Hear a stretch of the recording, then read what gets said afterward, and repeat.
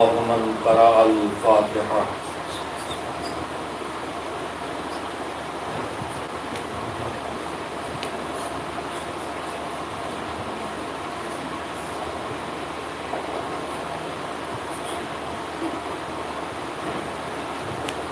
أعوذ بالله من الشيطان اللعين الرجيم.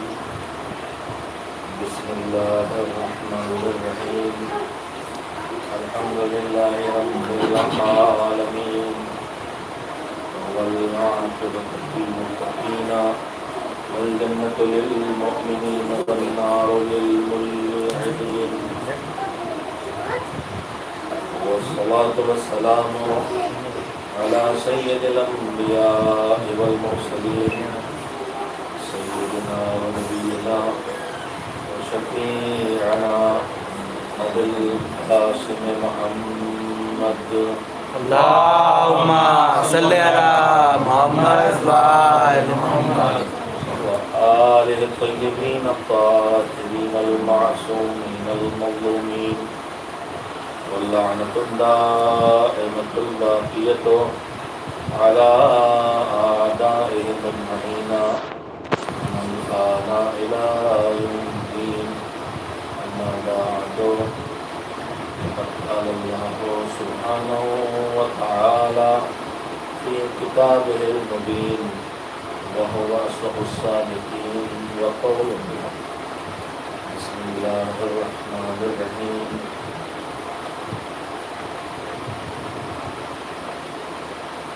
إن الذين آمنوا وعملوا الصالحات هم خير البرية.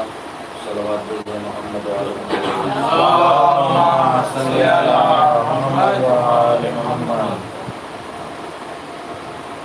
ان شبوں سے جو جس کا سلسلہ جاری تھا، روزانہ اس میں سرور کائنات حضرت محمد مصطفیٰ صلی اللہ علیہ وسلم اللهم صل على محمد وآل محمد. اس ارشاد کو پیش کیا تھا جو متعدد راویوں سے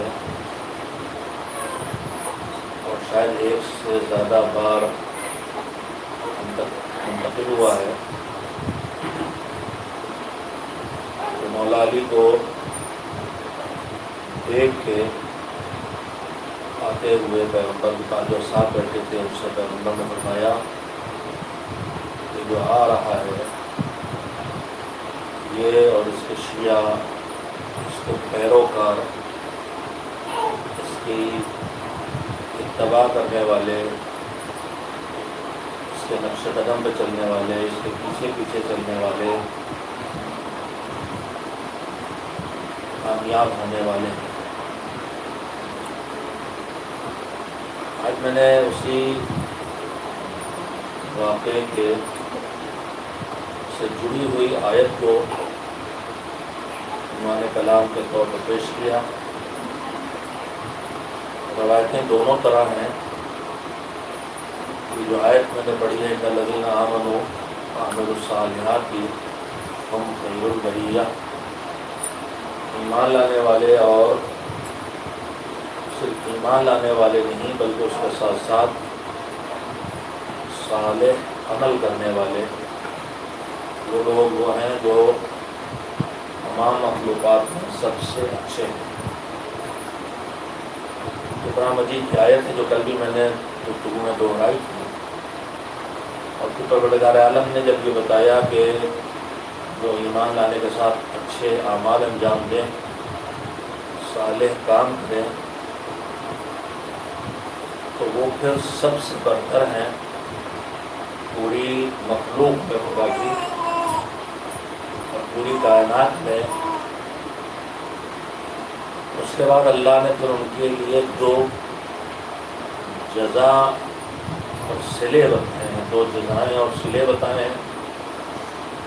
ان میں سے ایک ہے کہ اللہ نے ان کے لیے جنت رکھی ہے، اور جنت بھی جنت عدن جو جنتوں کی دنیا میں سب سے بیسٹ کوالٹی کی جنت ہے.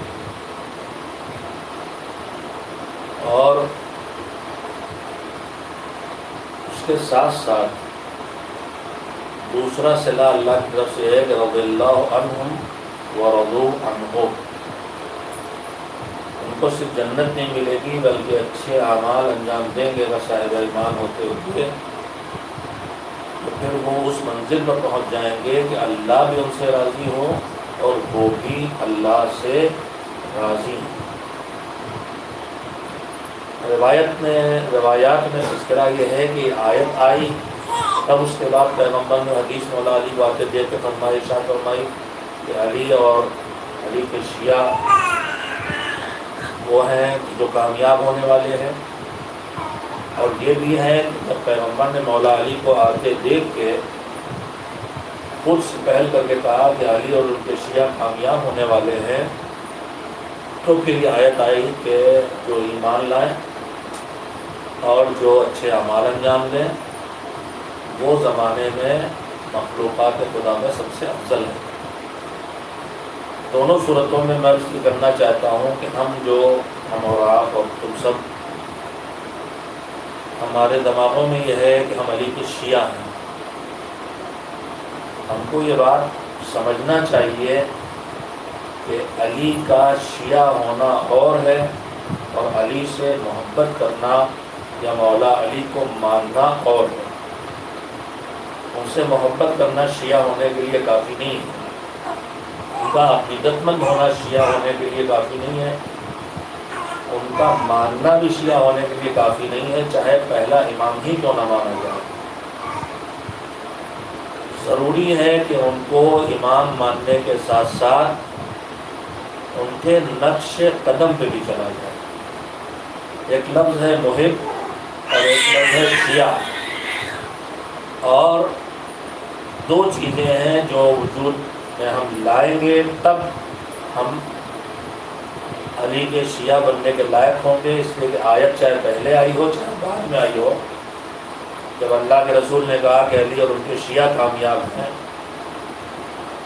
تو دونوں صورتوں میں چاہے آیت پہلے آئی ہو چاہے آیت بعد میں آئی ہو، دونوں میں آیت یہ کہہ رہی ہے کہ ایمان کے ساتھ عمل صالح بھی ہونا چاہیے۔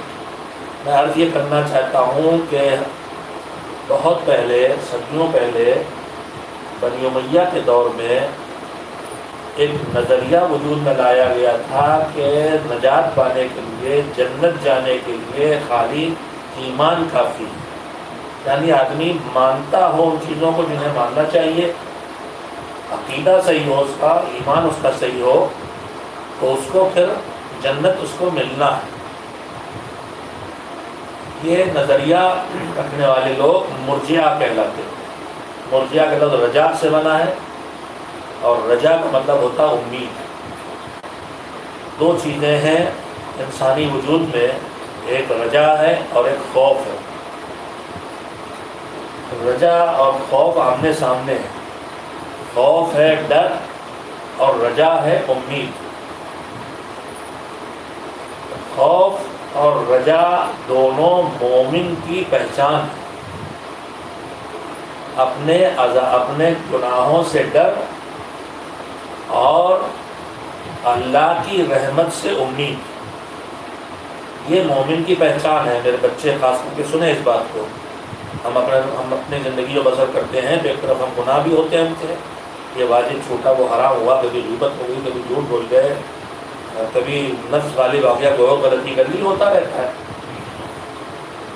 تو یہ جو گناہ ہے، اس گناہ کا دل میں ہمارے ڈر پیدا ہونا چاہیے کہ اس کی وجہ سے ہم اللہ کی سزا کے حقدار ہو گئے، اور ہر گناہ کی سزا جہنم ہے، جیسے ہر نیکی کی جزا جنت ہے، چھوٹے چھوٹے گناہ کی بھی سزا جہنم ہے۔ البتہ پروردگار عالم کا یہ کرم ہے کہ اس نے گناہوں کی دو قسمیں کر دی، اللہ کی نافرمانی سب ہے، مگر اس نے دو قسمیں کر دی، ایک کبیرہ اور ایک صغیرہ۔ گناہان کبیرہ جن کی سزا میں جہنم پکا ہے، جہنم کی سزا پکی ہے، اور صغیرہ وہ ہے جس میں اللہ نے جہنم سے پہلے کی سزائیں رکھی ہیں۔ دنیا میں بھی سزا ہو سکتی ہے، کوئی بھی گناہ صغیرہ پہ آدمی ٹھوکر کھا کے گر پڑے، چوٹ لگ جائے، بیمار ہو جائے، کوئی مصیبت آ جائے، وقت موت کی تکلیفیں ہیں، قبر کی تکلیفیں ہیں، گناہ صغیرہ ان سے نپٹتے ہیں، لیکن گناہ کبیرہ کی سزا دنیا میں نپٹتی نہیں ہے، آخرت کے لیے رکھی ہے اللہ نے۔ تو انسان کو سزا ملنا ہے، اس کا ڈر اس کے اندر ہونا چاہیے، اور اس کے ساتھ ساتھ اپنی نیکیاں ہیں چھوٹی موٹی جو بھی جیسی بھی ہیں، اور اس کے علاوہ اللہ کی رحمت ہے، اس سے امید ہے۔ تو مومن وہ ہے کہ جو صرف خدا کی رحمت خدا کی امید نہ لگا کے بیٹھے، اور مومن وہ بھی نہیں ہے، مومن وہ نہیں ہے جو صرف رحمت خدا کی امید لگائے اور خوف اس سے نکل جائے تو ڈر ہی جا، ہم تو علی والے ہیں، ہم تو حسینی، ہم تو ماتمدار ہیں، ہمارے آنسو تو گریے، ہمارے آنسو تو رومال زہرا میں جگہ پا چکے، ہمارے اوپر جنت واجب ہو گئی، ہمیں جہنم نہیں پہنچ سکتا، جہنم ہمارا کچھ نہیں بگاڑ سکتا۔ یہ مومن کا نظریہ نہیں ہے، یہ مرجئہ کا نظریہ ہے۔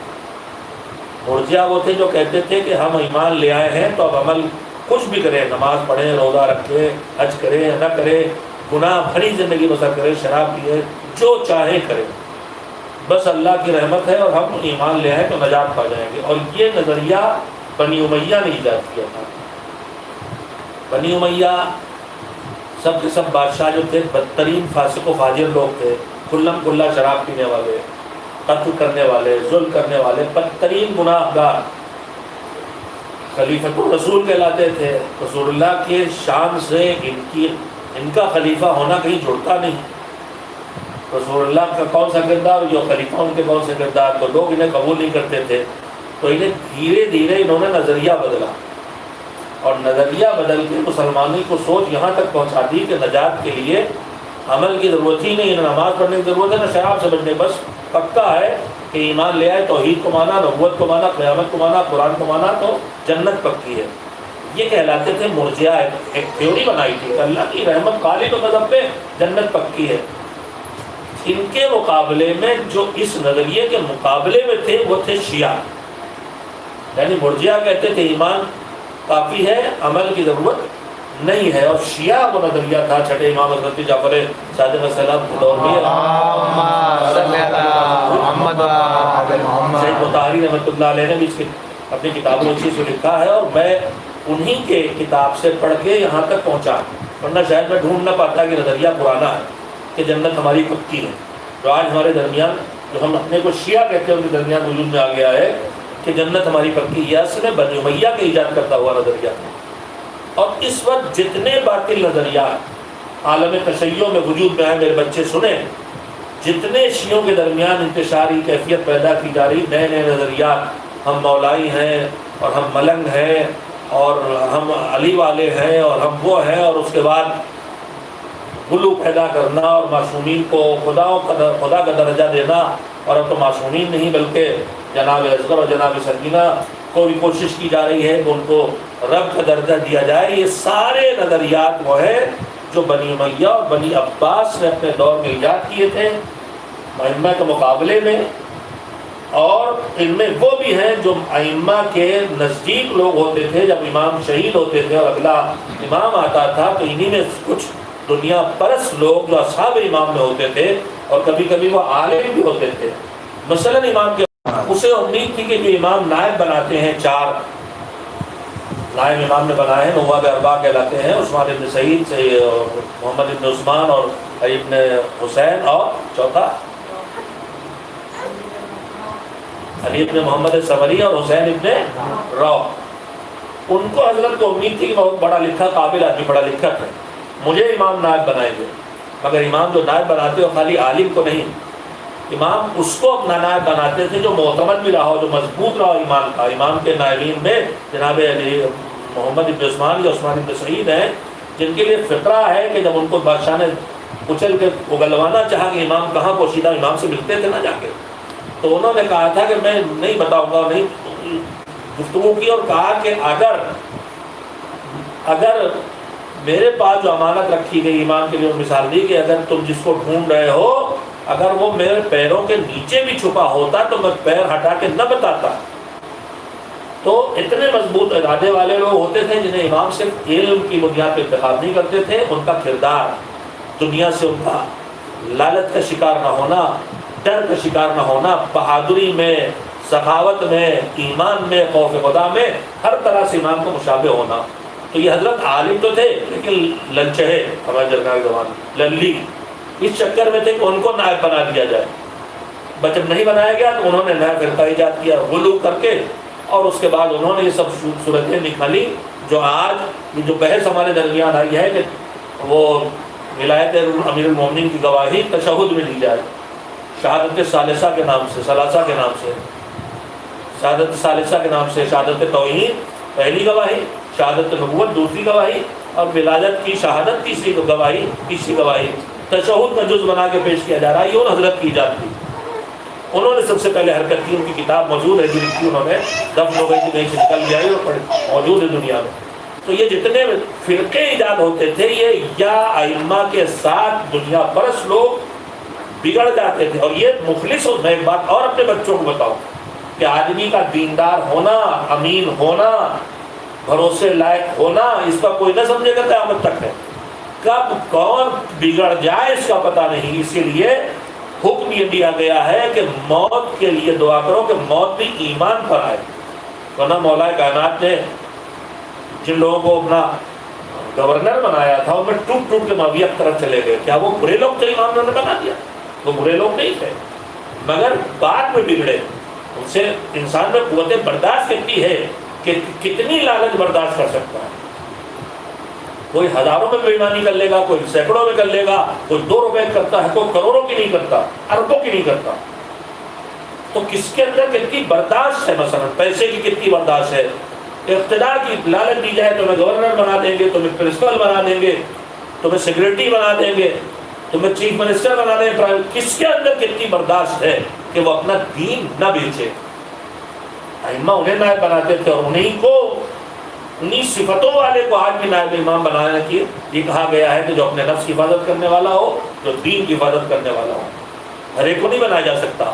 تو میں کہہ رہا تھا کہ جو باطل نظریات ہمارے درمیان آج وجود میں آ گئے ہیں یہ سب دور ائمہ میں وجود میں آئے تھے۔ آج ہمارا جو دشمن ہے بڑا پڑھا لکھا ہے، اسرائیل میں اس کی جڑ ہے، اور اس کے ساتھ دوسرے ممالک اس میں شامل ہیں، اور وہ ان سارے فرقوں کو پڑھ کے اور روایات کو، نظریات کو نکال کے نئے لڑکوں میں آج کے تم جوانوں میں ڈال رہے ہیں، تاکہ شاید تم میں سے کچھ بچ جائے، اور ہم میں سے کچھ بدنصیب جو پڑھتے نہیں اور جو مجلسوں کو بھی نہیں سنتے ہیں۔ میں نے پچھلے سال محرم میں کہا تھا کہ آخری چیز ہمارے پاس دین کو سمجھنے کی بچی ہے مجلس۔ نہ کتاب پڑھیں ہم، نہ عالم کے پاس بیٹھ کے پوچھیں، نہ کہیں اور مطالعہ کریں، نہ گھر کے بزرگوں سے سیکھیں، کہیں نہیں سکھایا جا رہا، مجلس بچی ہے۔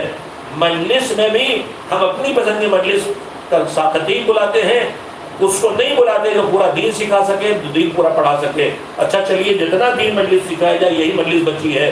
اب اگر ہمارا ماتمی جلسہ، میں کہہ چکا ہوں اس بات کو لیکن دہراؤں گا، اگر ہمارا ماتمی جوان جو مجلس میں باہر کھڑا رہتا ماتم کے لیے کہ جب ماتم ہوگا تو اندر جائیں گے، وہ مجلس میں نہیں سنتا، تو پھر وہ دین سیکھے گا کس سے؟ مجلس میں اسے بٹھایا گیا ہے، اب وہ بھی بدنصیبی کی ممبر پہ بٹھانے کی بھی شرط نہیں رہے گی کہ عالم بٹھایا جائے، اور وہ عالم بٹھایا جائے جو علم کے ساتھ عدالت بھی رکھتا ہو۔ میں یہ باتیں دہراتا ہوں، پھر کہوں گا، اس پر میری بات پہنچ رہی ہے کہ ممبر پر جیسے محراب میں ہر ایک کو نہیں کھڑا کر سکتے، محراب میں پیش نماز اسے بنا سکتے ہیں جو کیا ہو، مومن ہو، لیکن صرف مومن ہونا کافی نہیں ہے، عادل بھی ہو، گنہگار نہ ہو، بک نہ جائے۔ صرف عادل ہونا کافی نہیں ہے، اتنا علم بھی اس کے پاس ہو کہ نماز جو اس کی ڈیوٹی اس کو ٹھیک سے انجام دے، اور نماز میں غلطی ہو جائے تو اسے کریکٹ کر سکے، تو عالم بھی ہو، تو جس ڈیوٹی بیٹھا اس ڈیوٹی کے لیے علم بھی اس کے پاس ہو، ایمان بھی ہو، علم بھی ہو، عدالت بھی ہو۔ یہ ہے مصلی کی شرط۔ ممبر کی کیا کوئی شرط نہیں ہے؟ جو آدمی مصلی کھڑا ہوتا ہے اسی نماز میں ایک جگہ وہی ممبر بٹھایا جاتا ہے۔ کون سی نماز جس میں مصلی والا آدمی ممبر بٹھایا جاتا ہے؟ کوئی ایسی نماز ہے جس میں مصلی سے پہلے ممبر پہ آدمی کو آنا پڑتا ہو؟ کی بڑی نماز جمعہ، تو نماز جمعہ میں ممبر پہ پہلے آدمی آتا ہے کہ نہیں؟ جب ممبر پہ آگے خطبہ دیتا ہے وہی پھر نماز پڑھاتا ہے کہ نہیں؟ تو پھر ممبر پہ کون جائے گا؟ جو نماز پڑھانے لائق ہو۔ نماز پڑھانے لائق کون ہوگا؟ ایمان کے ساتھ علم بھی ہو، جس ڈیوٹی میں کھڑا ہو اس کا علم ہو، اور اس کے ساتھ علم ہونے کے ساتھ ساتھ عدالت بھی ہو، کہ اپنے علم کا بیجا مصرف نہ کرے، واقعات نہ گڑھے، رولانے کے لیے جھوٹی روایتیں نہ پڑھے، فضیلت کے نئے قصے نہ گڑھے کہ میری واہ واہ ہو جائے، اس کے بعد عدالت بھی ہو. تو پھر عدالت اور علم شرط ہوئی کہ نہیں مسلح پر؟ تو اگر ممبر پر آنے کی شرط بھی وہی ہے کہ نہیں ہے نماز جمعہ میں، تو پھر اللہ نے تو بتا دیا ہے ممبر پہ ہر ایک کو نہیں بٹھانا ہے، اسے بٹھانا ہے جو صاحب علم بھی ہو، اپنی ڈیوٹی پوری کرے، ممبر میں جس طرح سے ہے اسے کر سکے، اور اس کے ساتھ ساتھ صاحب عدالت بھی ہو. نہ جاہل کو ممبر پر آنا چاہیے جو دین نہیں جانتا، اور نہ اس کو بٹھایا جا سکتا جو فاسق ہے، جو دیندار نہیں، جو عادل نہیں، جو جھوٹ بولے ممبر سے، جو لوگوں کو ورغلائے، جو الزام تراشیاں کرے، جو واہ واہ کے لیے مجلس پڑھے، وہ عادل نہیں ہے، وہ ریاکار ہے. وہ آئے ممبر پر جو دیندار ہو، جو عدالت والا ہو. اپنی قوم سے کہہ رہا ہوں اور بے باکی سے کہہ رہا ہوں، جب تک آپ ممبر کی حفاظت نہیں کریں گے آپ کے ہاں سدھار نہیں آ سکتا. ہمارے پاس مجلس بچی نہیں سکنے کے لیے، میں اپنے جوانوں سے آپ ماتم میں کھڑے رہتے ہیں، اندر تب آتے ہیں جب مجلس ختم ہو جاتی، تو آپ کو دین ملے گا کہاں سے؟ کتاب آپ پڑھتے نہیں، مدرسے آپ گئے نہیں، مکتب آپ نے دیکھا نہیں، بزرگوں سے آپ دور رہتے ہیں، سیکھنا کسی سے ہے نہیں، مجلس میں آپ بیٹھتے نہیں، ماتم کرنے آتے تو دین کس سے سیکھیں گے؟ اب وہ دین کہاں سیکھ رہے ہیں؟ میں بھی وہ بھی بتا دوں. وہ دین دو جگہوں سے سیکھ رہے ہیں میرے جوان اس وقت کے.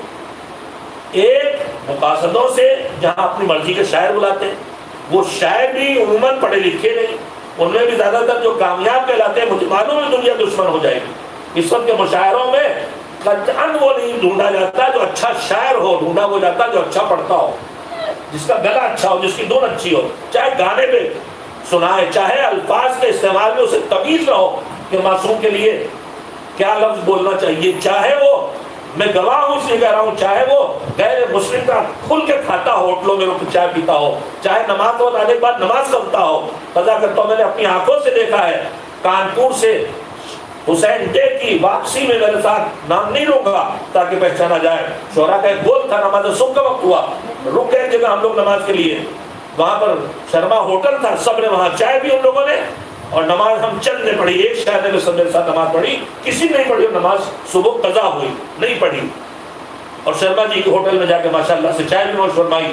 تو ہم تو ممبر پر شعرا بھی کھا رہے ہیں.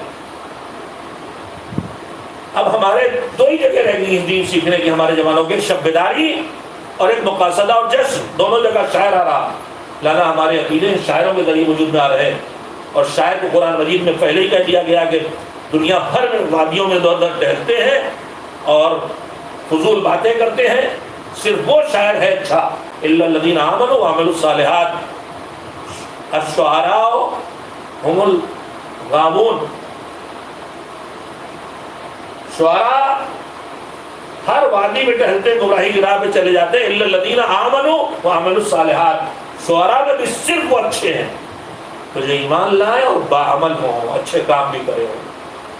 اگر وہ ہوں گے تو پھر وہ گمراہی کے شعر نہیں پڑھیں گے، وہ فرزدق ہوں گے. شعری، شاعری اور خطابت میں فرق بھی ہے. جو ہمارے معاشرے میں بھی بہت ایماندار اور بہت پیغام پہنچانے والے شعراء موجود ہیں، لیکن ان کی قدر نہیں ہے. وہ گھروں میں، گاؤں میں دفن ہو گئے ہیں، اور انہی سے شعر کہلا کے گانے والے کما رہے ہیں. میں یہ بھی جانتا ہوں. تو میرے عزیزو، دین سیکھنا ہے تو دین نہ شاعری سے طے ہوگا، نہ مصالحے سے، نہ مقاصدے سے، نہ نوحوں کو مصروں سے. دین طے ہوگا تو آیات قرآنی سے اور روایات معصومین سے. لہذا اتنا پڑھنا پڑے گا یا اتنا پڑھے ہوئے سے پوچھنا پڑے گا تاکہ دین میرے جوانوں تک پہنچے. یہ شاعری کے ذریعے اگر ہم نے عقیدے بنائے جو سب بن رہے ہیں تو پھر دشمن ہم کو بڑی آسانی سے گمراہ کرے گا. اور اس کے بعد ہم معصومین میں بھی حضرت عباس کو بھی اس وقت درجوں پہ فائز کریں گے، اور پھر ہمارا جو بھی چاہے گا کریں گے. اس لیے ہم تو دین شاعری کے ذریعے سیکھ رہے ہیں. اور شاعر تو خالی اس لیے شاعری کر رہا ہے کہ اس کا لفافہ بڑا ہوتا رہے. شاعر بھی ہمارے درمیان میں بار بار کر رہا ہوں، ایمان والے شعراء ہیں، ہم بھی پروگرام کرتے ہیں، ہم بھی بلاتے ہیں الحمدللہ.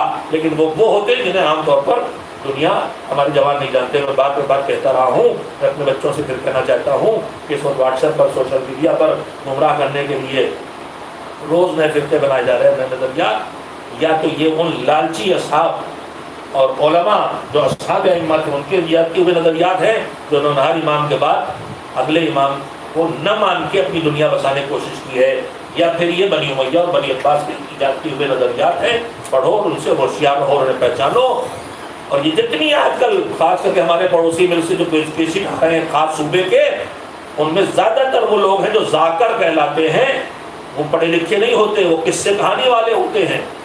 ان کی اردو آپ سنی تو آپ کو پتہ چل جائے کیسے، اور کردار کیسا میں نہیں جانتا، لیکن وہ جو کچھ پڑھتے ہیں وہ سب ایسی باتیں ہوتی جن کا دین سے کوئی جوڑ نہیں ہوتا ہے. گڑی ہوئی روایات جو غالیوں نے گڑی ہیں، جو غیر معتبر کتابوں میں، جو کتابیں فرضی ہیں، ان سے روایات نقل کر کے، اور ان میں بھی بیچ بیچ سے جملے کاٹ کاٹ کے پیش کر کے لوگوں کو گمراہ کرتے ہیں. ان سے ہوشیار رہے میرے جوان، اور اپنے دین کی حفاظت فرمائے. اس وقت دین کا خطرہ سب سے بڑا ہے. میں نے جہاں سے بات شروع کی تھی لمبی ہو گئی، شب قدر کی متعلق شہادت کی مناسبت سے میں نے عرض کیا تھا کہ کامیاب شیعہ وہ ہے جو ایمان اور عمل صالح والا ہو، اور جو کامیاب ہے ایمان اور عمل صالح کے بعد جنت بھی ملے گی، اللہ کی رضا بھی ملے گی، وہ اللہ سے راضی ہوگا. اس آیت کے نازل ہونے سے پہلے یا اس کے بعد پیغمبر نے فرمایا علی سے کہ علی تم اور تمہارے شیعہ کامیاب ہیں. اسی سلسلے میں نے عرض کیا تھا کہ ایک نظریہ یہ بھی ہے کہ عمل کی ضرورت بھی جو ہمارے درمیان بہت ہے کہ نماز ضرورت ہے پالی والے، بس نعرے لگاؤ ماتم کرو ہو گیا. اور یہ بھی کہا جاتا ہے، میں پڑھ چکا، اب اس وقت اس کے پڑھنے کا وقت نہیں ہے، کہ ہمیں تو بس پیدا ہی کیا گیا ہے حسین پہ ماتم کے لیے. وہ روایت بیان کی جاتی ہے جو روایت ہے، مگر اس میں وہ جملے نہیں ہیں جو بیان کی جاتے ہیں. میں کہہ چکا مگر بچوں کو یاد دلاؤں گا. کہا جاتا ہے کہ شہادت کی خبر جب جناب زہرا کو رسول اللہ نے دی تو کہا کہ یہ شہید کیا جائے گا پیاسا. تو جناب زہرا نے پوچھا کہ رسول اللہ آپ ہوں گے نہیں، ہمیں ہوں گی نہیں، علی ہوں گے نہیں، حسن ہوں گے نہیں، تو پھر روئے گا کون؟ تو رسول اللہ نے فرمایا کہ اللہ ایک قوم پیدا کرے گا جو اس پر روئے گی، اس کے جوان، اس کی جوان پر، اس کی عورتیں، اس کی عورتوں پر ایک قوم پیدا کرے گا. میں بھی بچپن سے لے کے سنتا اور پڑھتا رہا، لیکن جب یہ شوق ہوا کہ جو پڑھو پہلے کتاب میں ڈھونڈو، تو جب کتاب میں نے ڈھونڈنا شروع کیا تو میں نے دیکھا کہ لفظ قوم کی کہیں اس روایت میں آیا ہی نہیں، اور بس ایک روایت ہے، کسی اور کے بعد روایتیں ہو تو لا کے دے جہاں لفظ قوم ہو. روایت یہ ہے کہ رسول اللہ جب شہادت کی خبر دی تو رسول اللہ خود سے فرمایا کہ ہم میں سے کوئی نہیں ہوگا. تو جناب زہرا نے پوچھا پھر اس کا ماتم کون کرے گا؟ تو اس وقت جناب زہرا نے بار بار مجلس پڑھ چکا ہوں، کلپ بھی گھومتا ہے، فرمایا کہ بیٹی میری امت کے مرد اس میرے اہل بیت کے مردوں پہ کریا کریں گے، اور میری امت کی عورتیں میرے اہل بیت کی عورتوں پہ کریا کریں گی. یا فاطمہ ان نساء ہماری امت کے، ہماری عورتیں، ہماری امت کی عورتیں یکون علی نساء اہل بیتنا ورجالہم یکون علی رجال اہل بیتنا. ہماری امت کے لوگ، امت رسول میں کوئی الگ سے قوم نہیں پیدا ہوگی. ہماری امت نساء امت ہے نا، رجال ہماری امت کے لوگ، کوئی الگ سے قوم نہیں پیدا ہوگی رونے کے لیے. قرآنی آیت ہے کہ ہم نے سارے انسانوں کو عبادت کے لیے خلق کیا ہے، یہ اطاعت پروردگار کے لیے. عبادت مطلب نماز روزہ صرف نہیں، جو اللہ کہے وہ کرو، پوری زندگی ویسے بسر کرو. اور اس کے مقابلے آیت کے مقابلے ایک روایت لائی گئی، اور پھر آیت کو کنارے لگا دیا کہ سب عبادت کے لیے پیدا ہوئے ہیں، حسین پر رونے کے لیے. اور پھر لکھا جانے لگا بس یا حسین، بس یا حسین مطلب بس رو اور کچھ نہیں. تو اگر بس یا حسین صحیح ہے تو پھر کھانا کیوں کھاتے ہو، پھر محفلیں کیوں کرتے ہو، پھر خوشی کیوں مناتے ہو؟ بس گریا کرو، بس رو 24 گھنٹے اور کچھ نہ کرو. شادیاں کیوں کرتے ہو؟ بس یا حسین کا مطلب تو یہ ہوگا. یہ باطل نظریات بہت چپکے سے پہنچائے جا رہے ہیں، لہٰذا ہم سے ہوشیار رہو. انہی میں ایک تھا کہ عمل کی ضرورت نہیں ہے. ہاں مرجیہ کا نظریہ جو بنی امیہ کے دور میں ایجاد ہوا کہ خلیفہ کی بھی جتنی بدماشی چاہے کریں مگر جائیں گے جنت. ان کے مقابلے میں شیعہ نظریہ کیا تھا؟ شیعہ یعنی جنت جانے کے لیے صرف ایمان کافی نہیں، اس کے ساتھ عمل صالح کا ہونا ضروری ہے. قرآن مجید بھرا پڑا ہے تو سے تم سب کو سورہ یاد ہے، بسم اللہ الرحمن الرحیم والعصر ان الانسان لفی خسر. سب گھاٹے میں ہے. گھاٹا کاہے کا ہے؟ اس دنیا کا گھاٹا کہ آخرت کا گھاٹا؟ یہاں سے وہاں تک گھاٹا. آخری گھاٹا یہ ہے کہ جہنم چلا جائے آدمی، اس زندگی کو گنوا دے، برباد کر دے. سب گھاٹے میں ہیں. الا الذین آمنوا وعملوا الصالحات. خالی ایمان کافی نہیں ہے، اعمال صالح بھی ضروریات اور شرط بڑھا دی. الا الذین آمنوا وعملوا الصالحات ہی نہیں کہ خوب سدھر تک کافی نہیں ہے. وتواصوا بالحق، سدھرنے کے بعد لوگوں کو سدھارو بھی. وتواصوا بالصبر، بگڑنے سے بچاؤ بھی. ایک دوسرے کو حق اور صبر کی نصیحت کی اچھا راہ بتائیں اور گمراہی سے بچائیں، حق یہ ہے باطل یہ ہے، اور مصیبتیں پڑنے پر صبر کی تلقین کریں، یعنی اللہ سے دور نہ ہونے دیں، تو کامیابی کی تو 4 سڑکیں اللہ لگا دی۔ ہم خالی ایمان لیے ٹہل رہے ہیں کہ ہم مولا ہی بخش دیے جائیں گے، مولا ہی واقعی ہو پکا ہے بخش دیے جائیں گے۔ مولا یعنی جو مولا کے حکم کو مانے، مولا یعنی ہمارا حاکم، مولائی جو حاکم کی بات مانے۔ آپ مولائی ہیں ہی نہیں، آپ تو مولا کی کوئی بات مانتے ہی نہیں، تو آپ اسے مولا کہنے کا حق نہیں رکھتے۔ مولا تو وہ کہے جو مولا کو مولا مانے، ان کی بات مانے، وہ جو کہے وہ کرے، جس سے روکے اس سے رک جائے۔ کہاں سے ہو گئے مولائی؟ آپ خالی شور مچانے سے۔ شور مچانے والوں کو علی نے اپنے ساتھ کبھی جمع نہیں کیا، انہوں نے ان کو پسند کیا جو باعمل لوگ تھے، چاہے سلمان ہو، چاہے بزر ہو، چاہے مقداد ہو۔ ان کو شور مچانا پسند ہی نہیں تھا۔ شفقت رہے دعا میں بعض لوگ بڑی زور زور چلاتے ہیں، ایک ایسی شور مچایا تھا دعا میں، تو مولا علی نے کہا کہ کیا کر رہا ہے یہ تو اتنا شور مچائے، کون اتنی دور ہے اتنا چیخنے کی ضرورت ہے؟ تم سے نزدیک ہے، اس سے بات کرو، اس سے مناجات کرو۔ تو شور مچانا تمہیں پسند ہی نہیں ہے۔ بعد میں بات نکلتی گئی، میں نے جہاں بھی بات کی تھی، مومن وہ ہے جو امید، رجا، امید اور خوف دونوں کے درمیان جیے، اپنے گناہوں سے ڈرتا رہے ہر وقت، اور ہر وقت اپنی نیکیوں سے رحمت خدا کی امید لگائے رکھے۔ ہمارے چھٹے امام حضرت جعفر صادق علیہ السلام، اللہم صلی علی محمد و آل محمد، کہ مومن کے سینے میں 2 دل ہیں، ایک صرف امید سے بھرا ہوا، رحمت کی امید سے، اور ایک صرف خوف خدا سے بھرا ہوا۔ اس طرح بھرا ہوا کہ امید سے اس طرح بھرا ہو کہ وہ اس طرح سوچے کہ میرے گناہ بے حساب ہیں، اور اللہ کسی ایک گناہ پر مجھے جہنم میں ڈال دے، اس کی عدالت کا تقاضا ہے۔ لیکن ان سارے گناہوں کے باوجود اللہ رحیم و کریم ہے، لہذا میری کسی ایک نیکی پر مجھے جنت پہنچا سکتا ہے۔ امید سے اتنا بھرا ہو، اور خوف سے اتنا بھرا ہو کہ میں نے نیکیاں کی ہیں، نماز بھی پڑھی، روزہ بھی رکھا، واجبات بھی ادا کیے، خمس بھی نکالا، حرام سے بچا، حج بھی کیا، زیارت بھی کی، صلہ رحم، سب بہت اچھے کام کیے اپنے خیال میں، لیکن میرے ان ساری نیکیوں کے باوجود میرا کوئی ایک گناہ بھی، جھوٹ بولے، غیبت کی، چھوٹے چھوٹے گناہ ہماری نگاہ میں عادتیں کی، تو اللہ میرے کسی ایک گناہ کی بنیاد پر مجھے جہنم میں ڈال سکتا ہے۔ تو خوف اور رجا دونوں برابر، امام نے فرمایا اگر اتنا ہونا چاہیے کہ اگر ان کو ترازو میں رکھا جائے تو دونوں پلو بالکل پلے ترازو کے برابر رہیں، نہ ادھر امید زیادہ ہو نہ ادھر خوف زیادہ ہو۔ اور اس کے بعد جب یہ زندگی بسر کرے تو اس کا نتیجہ کیا ملنے والا ہے انشاءاللہ؟ رسول اللہ صلی اللہ علیہ وآلہ وسلم کی سیرت میں ہے، پیغمبر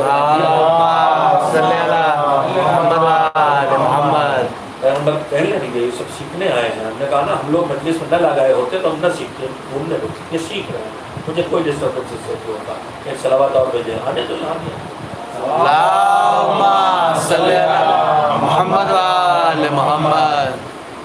کوئی صحابی آپ کا بیمار ہوا اور اندازہ تھا کہ یہ جیے گا نہیں، تو حضور گئے اس کے پاس، تو کچھ پریشان سا تھا، تو حضور نے کہا کیا حال ہے تمہارا؟ تو اس نے کہا کہ مولا حضور اپنے گناہوں سے ڈرا ہوا ہوں اور اللہ کی رحمت سے امید لگائے ہوں۔ بہت معقول جواب ہے پیغمبر کے شاگرد کو دینا چاہیے، اپنے گناہوں سے ڈرا، اللہ کی رحمت سے امید لگاؤ کرتے ہو۔ تو حضور نے جو خوشخبری دی ہے اس عمر بچوں فرمایا کہ تم جس سے ڈرے ہو، جس سے امید لگائے ہو، تو پھر یقین رکھو، اطمینان رکھو کہ جس سے ڈرے ہو اس سے تمہارا رب تم کو بچا لے گا، اور جس کی امید لگائے ہو اس تک تمہارا رب تم کو پہنچا دے گا۔ ہمیں 2 طرح کے لوگ ہیں، کچھ وہ ہیں جو بس امید ہی لگائے ہیں جنت پکی، مجلس سے، ماتم سے، عزاداری سے، نماز سے، زیارت سے، حج سے، کار خیر سے، اور کچھ ہم میں وہ بھی ہیں بد نصیب کہ جو مایوسیوں کے شکار ہے کہ ہم نے اتنے گناہ کر ڈالے، ہم نے یہ کیا، ہم جہنمی ہیں پکے۔ مایوسی بھی اسلام میں گناہ کبیرہ ہے، اور امید، یہ دونوں چیزیں، شرک سب سے پہلا گناہ کفر اور شرک، ان کو قرار پکڑنا بھیا، انہیں اسٹینڈ دیے 1 سیکنڈ میں۔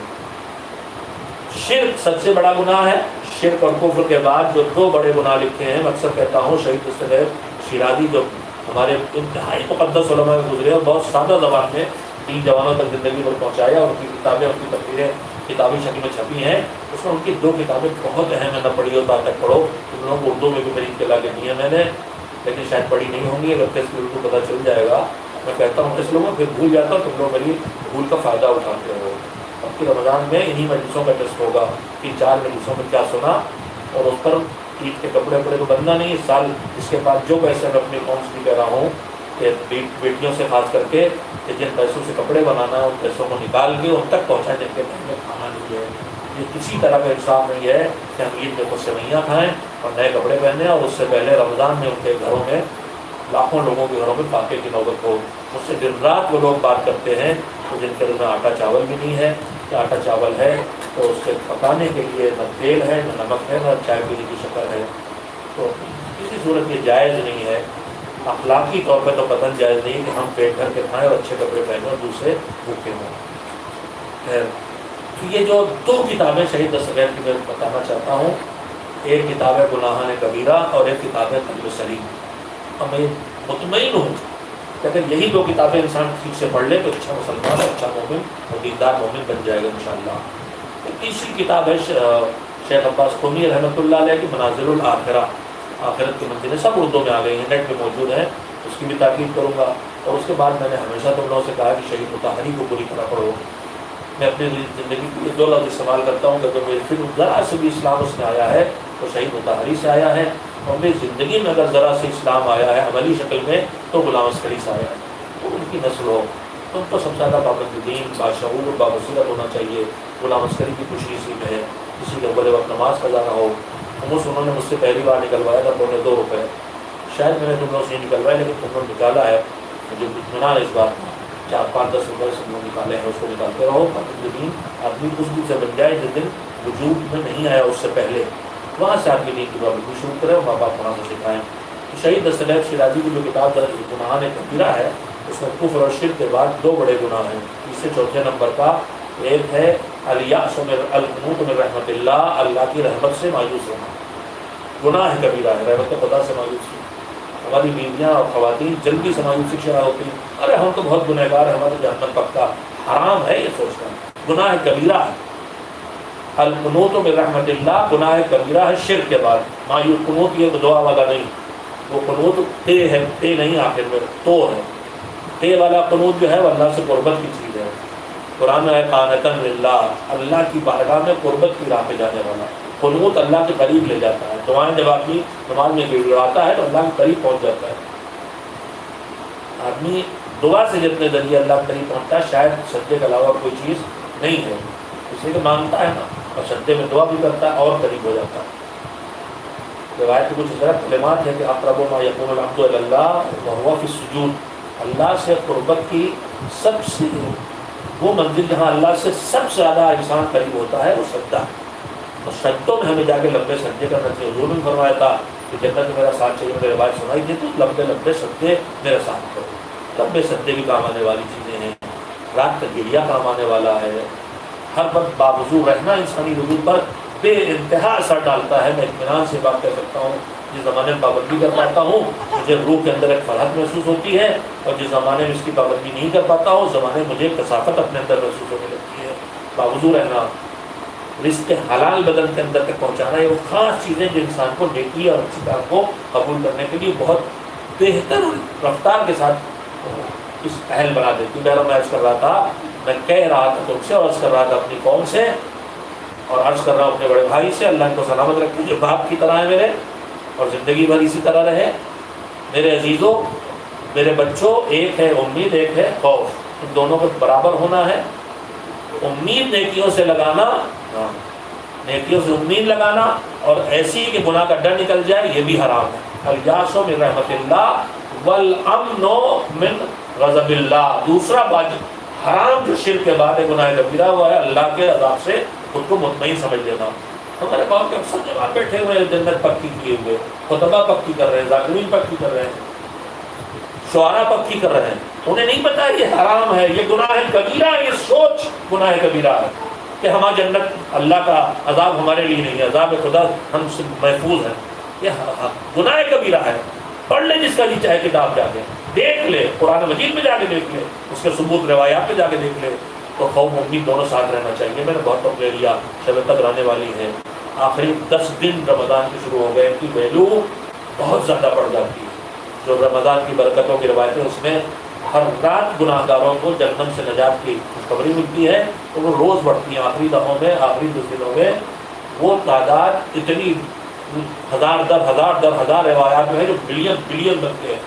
ہم کو ہونا چاہیے روزانہ 10 دن کی دعاؤں میں جو روز کی دعا ہے جو 21 کی شب سے شروع ہوتی ہے کہ پروردگار اگر اب تک تو نے میرا نام جہنم سے نجات پانے والوں میں نہیں لکھا ہے تو آج رات وہ نام میرے جہنم سے نجات پانے والوں میں آج کی رات لکھ دے، 21ویں شب سے آخری شب تک یہ دعا ہے جو ہمارے مفاتیح میں موجود ہے۔ پھر اس کے بعد ان میں بھی خاص کر کے جتنی تاریخیں آگے بڑھتی ہیں مدت گھٹتی ہے، ویلو بڑھتی ہے۔ ہم رمضان گنتے ہیں کتنے روزے رہ گئے، گویا بلا چلے، کیونکہ معصومین کی سیرت اس کی بالکل الٹی تھی۔ 30 رمضان آخری شب رمضان کی جو دعا ہے صحیفہ کاملہ میں سید سجاد کی رمضان کے رخصتی کی دعا، وہ اس طرح حزن و ملال سے بھری ہوئی ہے جیسے کوئی دوست عزیز، کوئی معزز شخصیت، کوئی بہت بڑی شخصیت انسان سے چھوٹ رہی ہو اور رنجیدہ ہو۔ رمضان کے جانے کا غم ان پہ طاری ہے، اور اس کے بعد پھر دعائیں اب تک میں سنا، اب سن لے، آخری رات ہے سن لے۔ آخری رات بھی بہت اہم ہے، لیکن ان ساری شبوں میں شب قدر اہم ترین ہے۔ کیونکہ شب قدر کل ہے، میں اپنے بچوں سے، جوانوں سے اور قوم سے کہنا چاہتا تھا کچھ سنا لوں، بس بات کو ختم کرتا ہوں۔ شب قدر ایک ہے، سورہ انا انزلنا میں لفظ آیا ہے، بسم اللہ الرحمن الرحیم، انا انزلناہ فی لیلۃ القدر۔ لیلہ آخر میں تے ہے، رات کو کہتے ہیں، سنگولر ہے یہ، اس کا پلورل ہے لیالی۔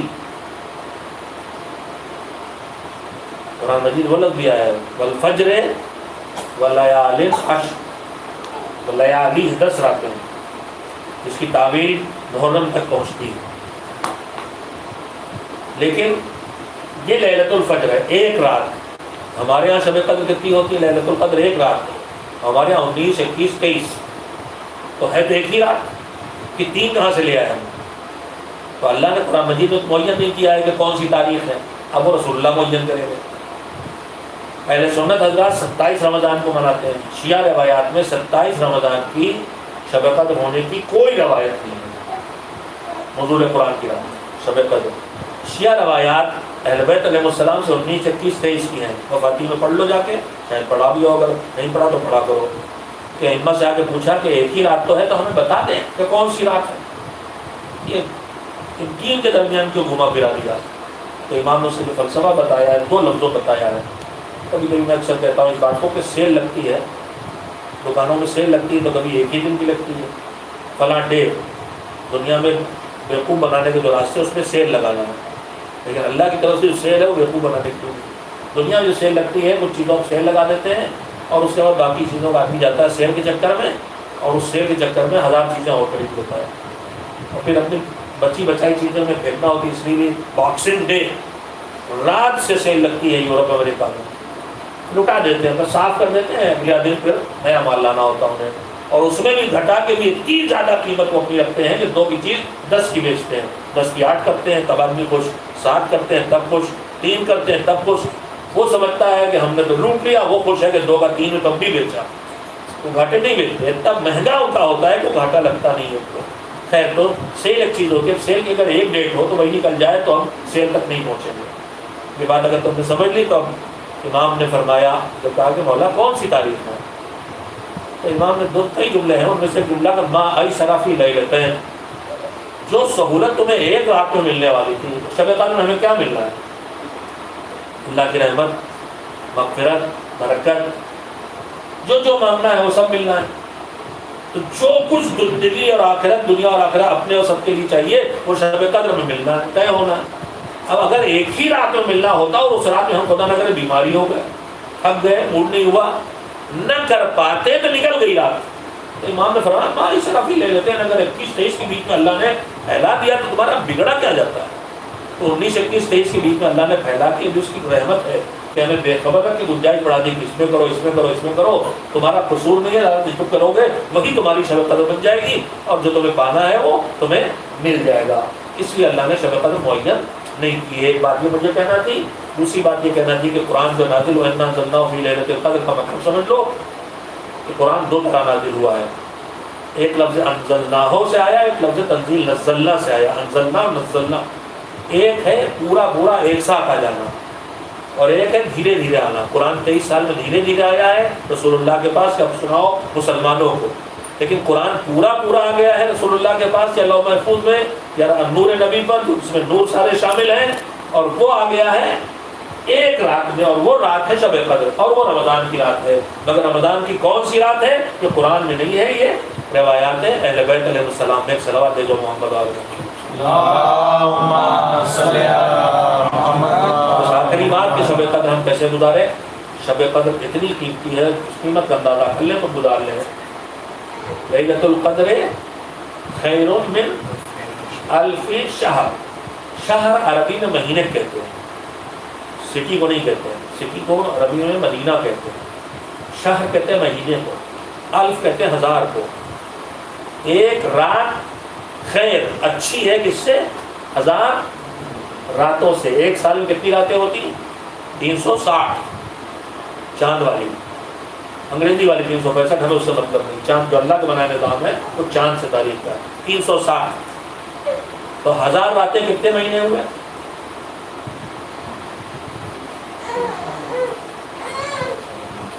کتنے سال ہوئے ہیں؟ 3.25 سال. 1000 خیر من الف شہر, نہیں میں بہت غلط بول رہا ہوں. شہر مہینے, 1000 مہینے. ایک سال میں کتنے مہینے؟ 12. 1000 مہینے کتنے سال؟ 12 96. 12 4 بچے 40, 12 تیاں 36, 83 سال اور کچھ مہینے. 1000 کو 12 سے رکھ دو, 850 مہینے. مہینے نہیں یار, سال بتاؤ. 12 1000 مہینے تو خود ہوئی نا, مہینے تھوڑی بنانا اس کے یار. آدمی جب بایولوجی پڑھتا اس کی میتھمیٹکس اچھی کمزور ہو جاتی ہے. آج ایک ڈاکٹر صاحب نے حساب غلط بھیجا, ڈونیشن بھیجا, ماشاء اللہ بڑا, اور انہوں نے جوڑا غلط کم بتایا. تو ہم نے کہا ڈاکٹر صاحب میتھ میں کمزور تھے اسی لیے ڈاکٹر ہو گئے تو کیا؟ انہوں نے لکھا ہاں اسی لیے ڈاکٹر ہو گئے. بھیا میتھمیٹکس پڑھو. ہم نے کچا 5 تک پڑھی ہے, ہم ہوا میں جوڑتے تھے. 1000 کو 12 سے دیا ہم نے بھاگ, تو 12 8 96 بچے 4, 40 12 36 بچے 4, 12 36 بچے 4, 3 مہینے کچھ دن, 83 سال. 83 سال 3 مہینے کچھ دن. ہماری آپ کے ایوریج ایج کیا ہے؟ 70 زیادہ نہیں نا. ایک رات ہماری ایوریج ایج سے, اور امام کا یہ بتا, قرآن کا الفاظ بتا رہے ہیں کہ ایوریج ایج 70 سال نہیں ہے, ایوریج ایج 83 سال ہے. تم نہ لے جاؤ وہاں تک, اپنے کو نہ لے جاؤ, میں اپنے کو تو لے جاؤں گا انشاءاللہ. ایک صلوات دے جاؤ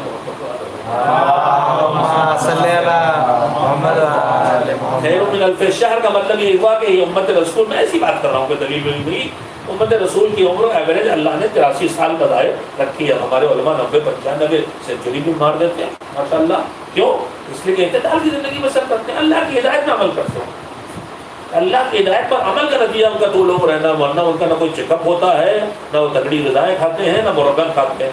انتہائی سادہ زندگی دین کے حکم کے مطابق. اس کا نتیجہ لمبی لمبی عمریں پاتے ہیں اور بڈھے ہو جاتے ہیں. دماغ بالکل بیکار, ویسے ہی رہتا ہے. ہاتھ پیر کمزور ہوتے ہیں کہ دماغ نہیں رہتا. تو خیری باتوں بات نکل رہی تھی. تو شب قدر کی قیمت پہچانے ہم. اب شب قدر اگر 8 گھنٹوں کی ہے, اگر 9 گھنٹوں کی, مثلا سورج ڈوب رہا 7 بجے نکل رہا ہے, فجر کے طلوع کا وقت کیا ہو رہا ہے 4 بجے, تو 9 گھنٹے ہوئے. 9 گھنٹے کی شب قدر ہے ہمارے پاس.